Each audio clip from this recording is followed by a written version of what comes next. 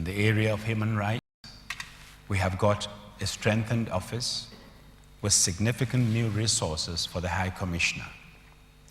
We got a warm endorsement for the new Democracy Fund, and I hope in the next week or two, we may see agreement on a new Human Rights Council to replace the discredited commission.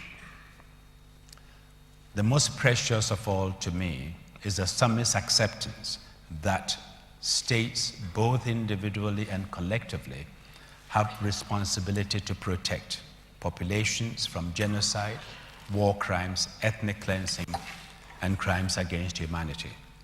This is a major breakthrough which I had been advocating for years.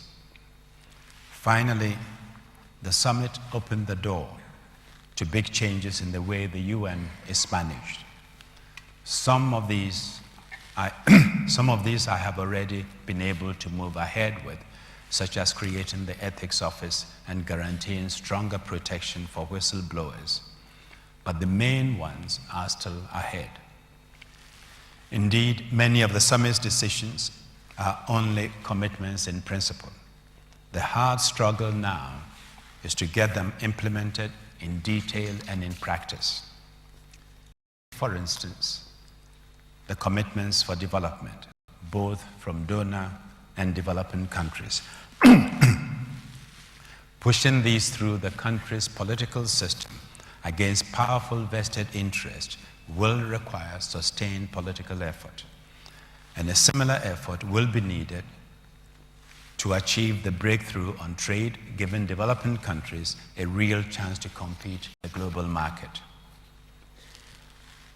On peace and security, member states have yet to respond to the need which the summit stressed to make every effort to reach agreement on a comprehensive convention on terrorism within the present session of the General Assembly.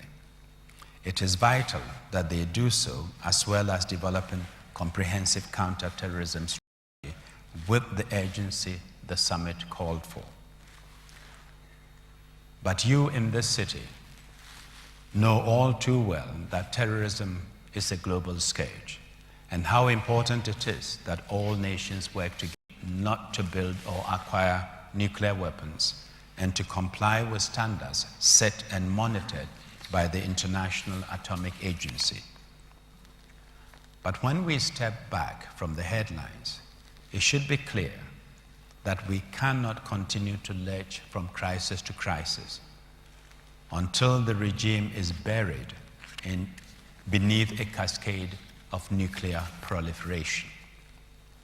Twice last year, governments had the chance to strengthen the foundations of the NPT regime by agreeing on more robust IAEA inspections, agreeing on incentives and guarantees for countries to forego the enrichment and reprocessing of fissile materials, and energetic steps to meet disarmament commitments. Both times, they failed. We cannot afford any more such squandered chances. Foreign Secretary, I greatly appreciated the efforts to rebuild the non-proliferation consensus that you made last year, working with 6 other foreign ministers. This is one of the few serious multilateral efforts that have been made recently to strengthen a key pillar of collective security. And I urge you to continue it. The summit's other failure, of course, was that it did not agree on enlargement of the Security Council. Although the UK supported enlargement, I suspect that in London and in other capitals of the existing permanent members, not many tears are shed over this failure. But do not underestimate the slow erosion of the UN's authority and legitimacy that stems from the perception that it has a very narrow power base with just 5 permanent members calling the shots. I have in the past described this as a democracy deficit. It is this feeling of frustration and exclusion that prompts many states to exercise the only power they do have, the power to block other reforms, such as better management, since some see even this as an attempt by the big boys to grab yet more power for themselves. So the base must be broadened.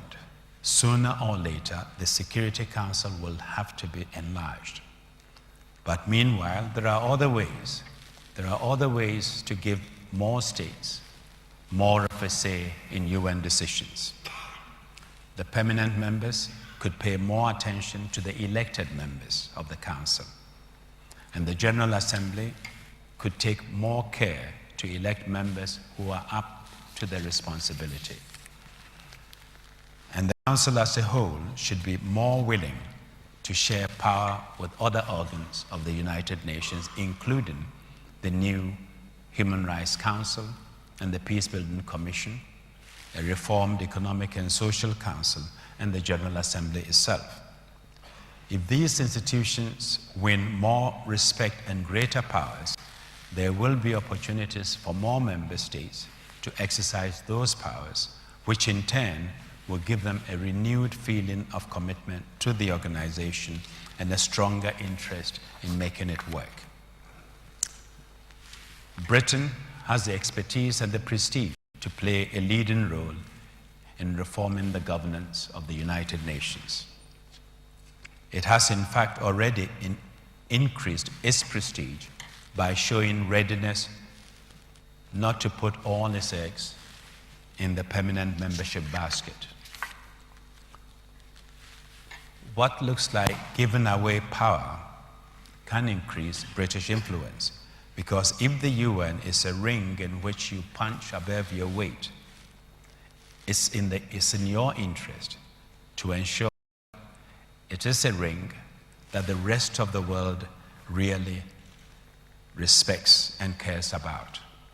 In fact, Gladwin Jeffs of today and or tomorrow could play as big a role in recasting the UN edifice as their forebears did in the great institution building exercise of 60 years ago.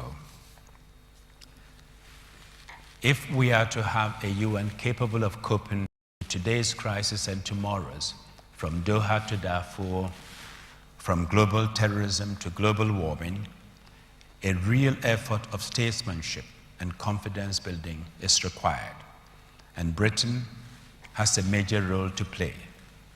Yours is a unique position, given your ties of language and friendship with the United States, your link to many developing countries through the Commonwealth, your role as a leading member of the European Union.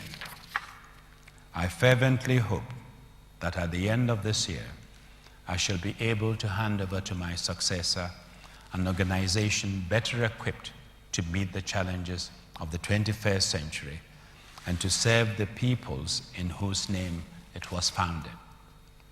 And I count on you, and I count on Britain to play not a supporting role, but a leading role in making that come about. Thank you very much.